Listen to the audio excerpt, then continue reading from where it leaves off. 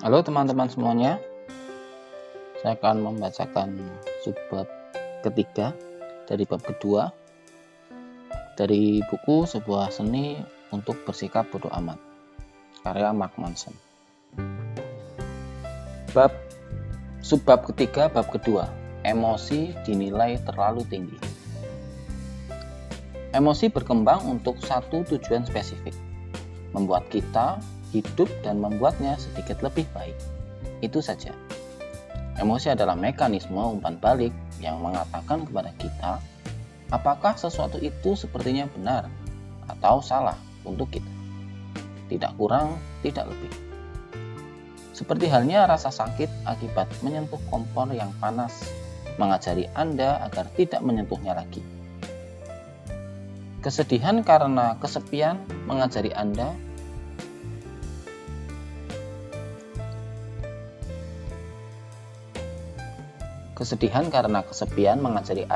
untuk tidak melakukan hal-hal yang membuat Anda merasa sangat kesepian lagi.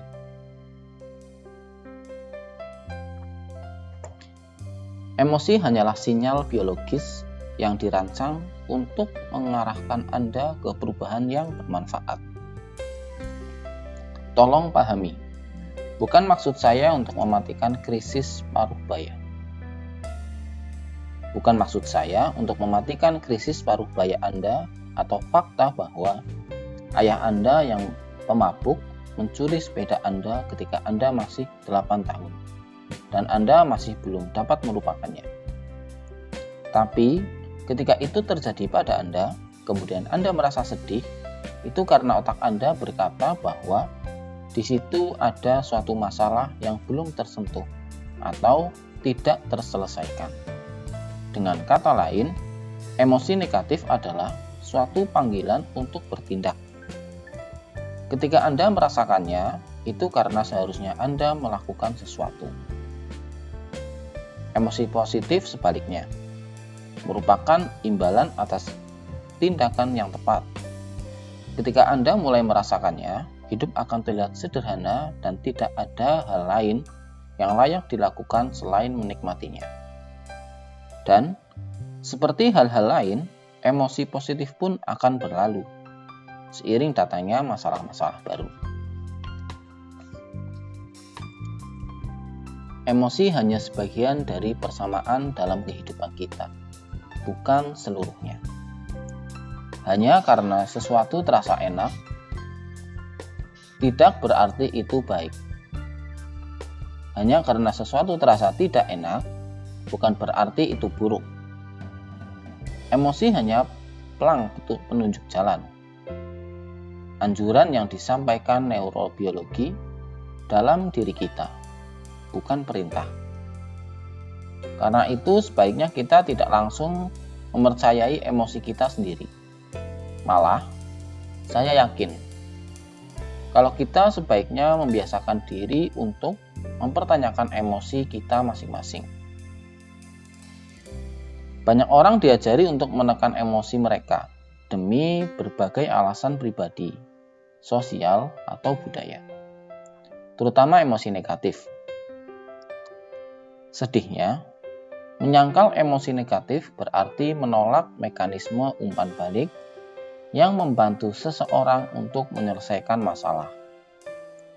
Sebagai hasilnya, banyak individu yang tertekan ini berjuang menghadapi masalah mereka sepanjang hidup. Dan jika mereka tidak bisa memecahkan masalah, mereka tidak bisa bahagia. Ingat, ada alasan di balik rasa sakit. Namun ada orang-orang yang mengenali emosi secara berlebihan. Semua hal dibenarkan hanya berdasar pada apa yang mereka rasakan. Oh, saya mematahkan kaca depan mobilmu. Itu karena saya sungguh marah. Saya tidak bisa menahannya. Atau, saya keluar dari sekolah dan pindah ke Alaska hanya karena rasanya itu keputusan yang tepat. Pengambilan keputusan berdasarkan intuisi emosional tanpa dibantu penalaran agar tetap pada jalurnya biasanya membuat sesak di akhir. Apakah Anda tahu siapa yang menyederhanakan seluruh hidup pada emosinya? Balita. Dan anjing Anda tahu, selain balita dan seekor anjing, tahi di karpet. Obsesi dan perhatian yang berlebih terhadap emosi akan menggagalkan kita karena alasan sederhana, yaitu bahwa emosi tidak kekal. Apapun yang membuat kita bahagia hari ini tidak akan membuat kita bahagia lagi esok, karena biologi kita terlalu membutuhkan sesuatu yang lebih. Fiksasi terhadap kebahagiaan secara niscaya akan meminta kita untuk tidak habisnya mengejar sesuatu yang lain. Rumah baru, hubungan baru, tambah momongan, kenaikan gaji. Tak peduli seberapa keras jerih payah yang telah kita keluarkan, kita akan bertemu pada semacam perasaan menakutkan yang serupa saat kita memulai semua itu. Tidak cukup. Psikologi kadang menyebut konsep ini sebagai treadmill hedonis. Idenya adalah bahwa kita selalu bekerja keras untuk mengubah situasi hidup kita. Namun sebenarnya kita tidak pernah merasa sangat berbeda. Inilah mengapa masalah kita selalu berulang dan tidak dapat dihindari.